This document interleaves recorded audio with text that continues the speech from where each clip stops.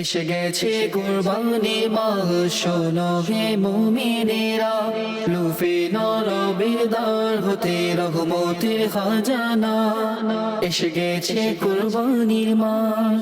अल्हम्दुलिल्लाहि रब्बिल आलमीन वस्सलातु वस्सलामु अला सय्यिदिल मुरसलीन अम्मा बाद फ़अऊज़ु बिल्लाहि मिनश शैतानिर रजीम बिस्मिल्लाहिर रहमानिर रहीम अस्सलातु वस्सलामु अलैका या रसूलल्लाह अस्सलातु वस्सलामु अलैका या रसूलल्लाह अस्सलातु वस्सलामु अलैका या हबीबल्लाह अस्सलातु वस्सलामु अलैका या हबीबल्लाह अस्सलातु वस्सलामु अलैका या नबीअल्लाह अस्सलातु वस्सलामु अलैका या नबीअल्लाह व अला आलिका व असहाबिका या नूरल्लाह। व अला आलिका व असहाबिका नूरल्लाह। প্রিয় ছোট বন্ধুরা, আসুন অনুষ্ঠানটিকে শুরু করার পূর্বেই আমরা আমাদের প্রিয় হাবিবের প্রতি দুরূদ পাক পাঠ করার ফজিলত শ্রবণ করে নিই। আমাদের প্রিয় নবী হযরত মুহাম্মদ মুস্তাফা সাল্লাল্লাহু আলাইহি ওয়াসাল্লাম ইরশাদ করেছেন, একজন মুসলমান যতক্ষণ আমার উপর দুরূদ শরীফ পাঠ করবে ততক্ষণ ফেরেশতারা তার উপর রহমত বর্ষণ করবে। সুবহানাল্লাহ। এখন বান্দার ইচ্ছে সে কতবার দুরূদ পাক পাঠ করবে। প্রিয় ছোট বন্ধুরা, আসুন আমরা একবার আমাদের প্রিয় হাবিবের প্রতি দুরূদ পাক পাঠ করে নিই। সাল্লু আলাল হাবিব সাল্লাল্লাহু তাআলা আলা মুহাম্মদ সাল্লাল্লাহু আলাইহি ওয়াসাল্লাম। প্রিয় ছোট্ট বন্ধুরা এবং মদাই চ্যানেলের দর্শকবৃন্দ, আশা করি খুব ভালো আছো এবং সুস্থ আছো। আবারও এসে গেলাম তোমাদের প্রিয় অনুষ্ঠান জিলহজের বাহার। তোমাদের প্রিয় অনুষ্ঠান জিলহজের বাহার আজকের দ্বিতীয় পর্বে সবাইকে স্বাগতম জানাচ্ছি। আমাদের চারপাশে যখন জিলহজ মাসের খুশির আমেজ, তখন আমরা আজ শিখব দারুণ সব গল্প, জানব মজার সব প্রশ্নের উত্তর, আর শিখব কিভাবে আমাদের পশুদের যত্ন নিতে হয়। তাহলে আর দেরি কেন, চলো আমাদের এই অনুষ্ঠানটিকে আনুষ্ঠানিকভাবে শুরু করি। এখন আমরা অগ্রসর হব আমাদের সেগমেন্ট আলোচনা। আমাদের সেগমেন্টের নাম কি? এসে গেছে কুরবানির মাস, করব মিলে দেশ সবাই কুরবানি মোরা। আজ আমাদের আলোচনার বিষয়টি হলো 6 জনের বদলে 6 লাখ ব্যক্তির হজ কবুল। প্রিয় ছোট বন্ধুরা, আসুন এর মূল ঘটনাটি শুনে নেওয়া যাক। আজ আমরা একটি চমৎকার ঘটনা শুনব। এটি শুনলে বুঝতে পারবো যে আল্লাহ যখন তার প্রিয় বান্দাদেরকে ইবাদত কবুল করেন তখন তাদের বরকতে অন্য মুসলমানদেরও ফায়দা হয়। কি হয়?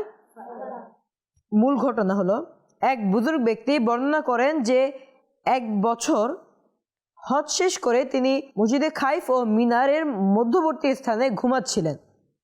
স্বপ্নে তিনি দেখলেন আকাশ থেকে 2 জন ফেরেশতা নেমে এলেন। এক ফেরেশতা অন্যজনকে জিজ্ঞেস করলেন, তুমি কি জানো এবছর কতজন হজ করতে এসেছে?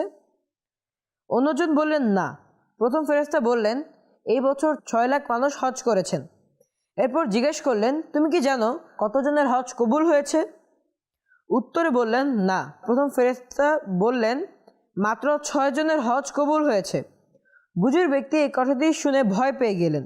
তিনি ভাবলেন, হায়, সেই 6 জনের মধ্যে কি আমি আছি? এরপর আরাফাতের ময়দান ও মুজদালিফার রাত কাটানোর সময় তিনি আবারও সেই ফেরেশতাদের দেখলেন। প্রথম ফেরেশতা অন্যজনকে বললেন, তুমি কি জানো আজ রাতে আল্লাহ কি ফয়সালা করেছেন? দ্বিতীয় ফেরেশতা বললেন, না। তখন প্রথম ফেরেশতা খুশির সংবাদ দিয়ে বললেন, আল্লাহ তাআলা ওই 6 জন মকবুল হাজির প্রত্যেকের উসিলায় 1 লাখ করে মোট 6 লাখ মানুষের হজ কবুল করে নিয়েছেন। সুবহানাল্লাহ। এবং সবাইকেই ক্ষমা করে দিয়েছেন। সুবহানাল্লাহ। প্রিয় ছোট বন্ধুরা, আল্লাহ তাআলা নেক বান্দাদের সদকায় সাধারণ মানুষেরও ইবাদত কবুল করে নেন। সুবহানাল্লাহ। প্রিয় ছোট বন্ধুরা, ইতিমধ্যে আমাদের এই অনুষ্ঠানের দ্বিতীয় সেগমেন্ট সম্পূর্ণ হয়ে গিয়েছে, আলহামদুলিল্লাহ। এখন আমরা অগ্রসর হব আমাদের পরবর্তী সেগমেন্টের দিকে। আমাদের পরবর্তী সেগমেন্টের নাম হচ্ছে প্রশ্নের উত্তর। আমাদের পরবর্তী সেগমেন্টের নাম কি?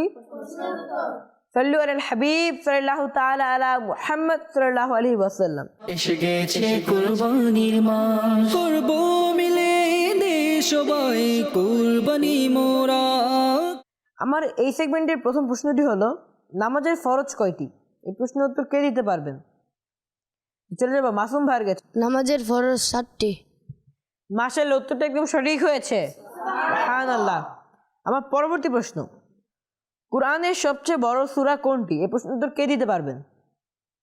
চলে যাবো আমাদের তামিম ভাইয়ের কাছে। কুরআন শরীফের সবচেয়ে বড় সূরা সূরা আল বাকারা। মাশাআল্লাহ, উত্তরটা একদম সঠিক হয়েছে। সুবহানাল্লাহ।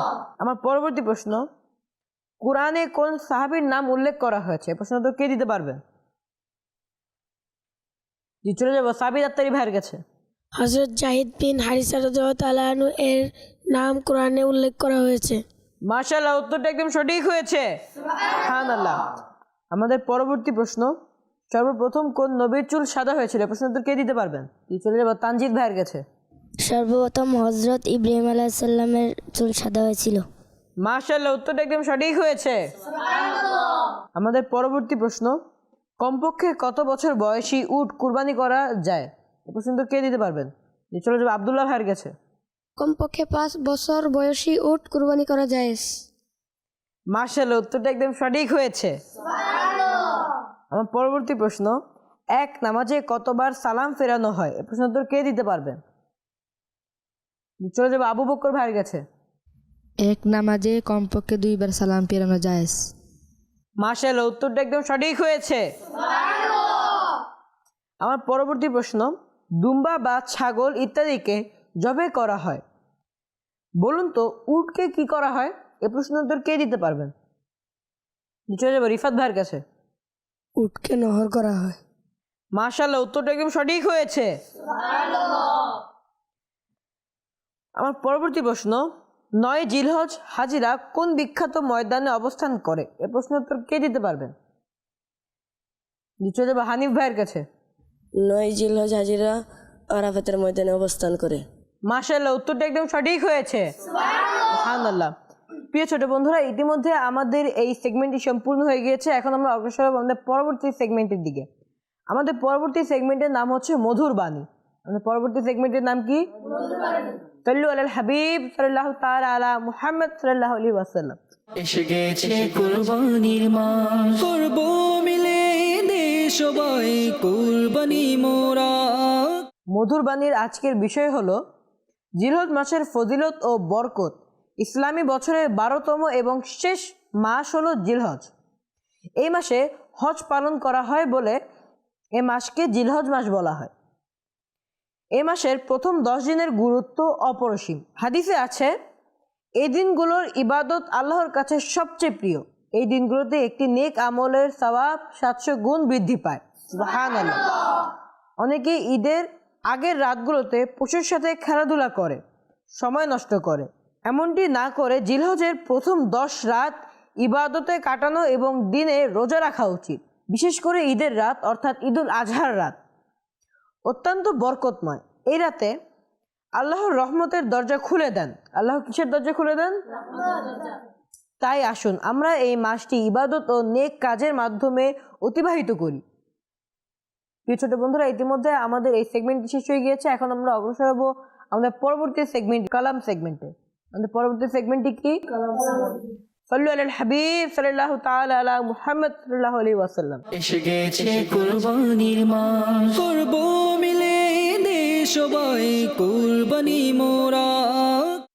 সাল্লি আলা রাসূলিনা সাল্লি আলা হাবিবিনা সাল্লি আলা মুহাম্মাদিন সাল্লি আলা রাসূলিনা সাল্লি আলা হাবিবিনা সাল্লি আলা মুহাম্মাদিন। আমিও যাব একদিন সোনার মদিনায়, আমিও যাব একদিন সোনার মদিনা।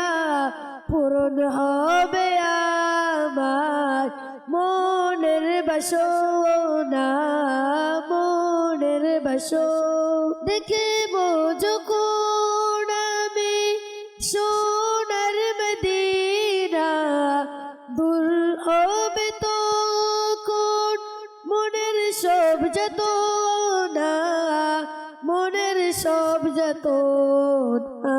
প্রিয় নবী কবে আমায় ডাকে ডাকিবে মদিনা প্রিয় নবী কবে আমায় ডাকিবে মদিনা বলবো গিয়ে আমি মনের দুঃখ সে তাই মনের দুঃখ সে তাই কাফেলা আজিদের যখন দেখি আমি আমার মনে ইচ্ছে জাগে যেতে মদিনা যেতে মদিনা প্রিয় নবী কবে আমায় ডাকবে মদিনা প্রিয় নবী কবে আমায় ডাকবে মদিনা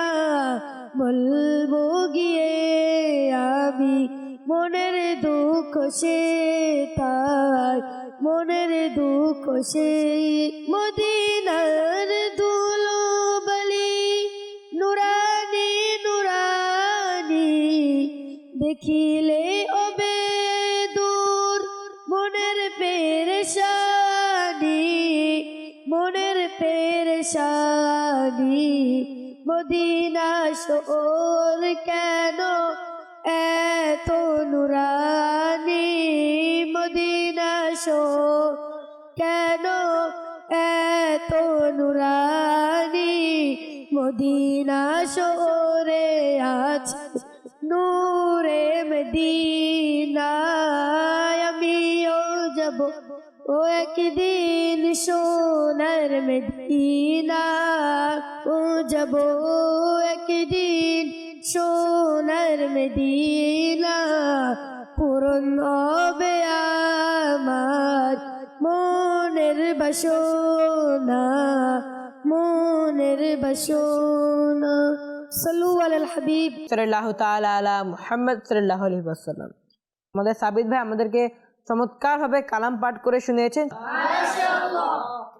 আমাদের পরবর্তী সেগমেন্টের নাম হচ্ছে নেকির কথা। আমাদের পরবর্তী সেগমেন্টের নাম কি?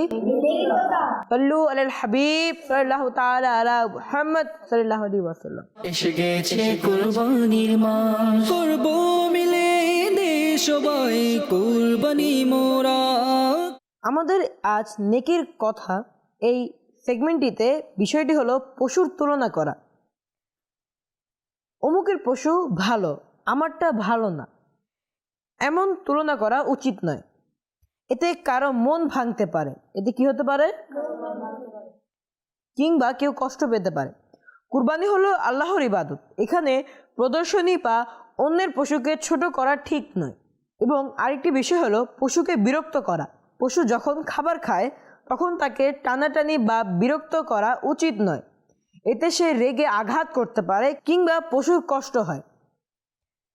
ভালো বাচ্চাদের উচিত পশুকে আদর করা, কিন্তু খাবারের সময় বিরক্ত না করা। প্রিয় ছোট বন্ধুরা, ইতিমধ্যে আমাদের এই সেগমেন্টটি খুব সুন্দরভাবে সুন্দর সুন্দর কথার মাধ্যমে সম্পূর্ণ হয়ে গিয়েছে। এখন আমরা অগ্রসর হব আমাদের পরবর্তী সেগমেন্ট, আজকের ভালো কাজ। আমাদের পরবর্তী সেগমেন্টের নাম কি?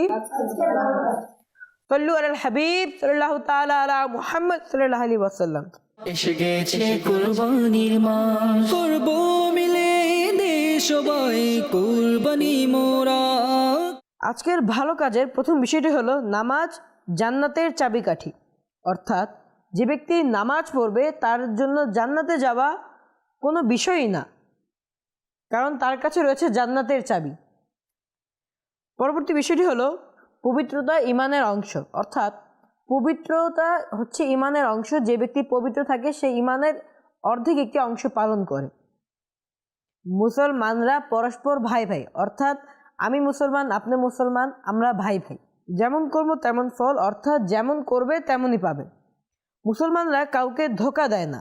আল্লাহ আমাদের সবাইকে আমল করার তৌফিক দান করুন, আমিন। প্রিয় ছোট বন্ধুরা, দেখতে দেখতে আমাদের আজকের অনুষ্ঠান একদম শেষের পর্যায়ে। আজ আমরা জানলাম কিভাবে মাত্র 6 জন ব্যক্তির মাধ্যমে 6 লাখ ব্যক্তির হজ কবুল হয়েছে।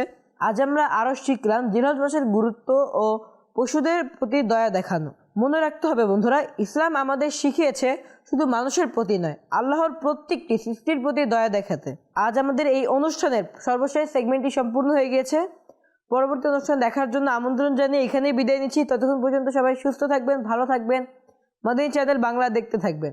সাল্লু আলাল হাবিব সাল্লাল্লাহু তাআলা আলা মুহাম্মদ সাল্লাল্লাহু আলাইহি ওয়াসাল্লাম। এসে গেছে কুরবানির মাস, শোনো হে মুমিনেরা, লুফে নরবের দ্বার হতে রহমতের খাজানা। এসে গেছে কুরবানির মাস।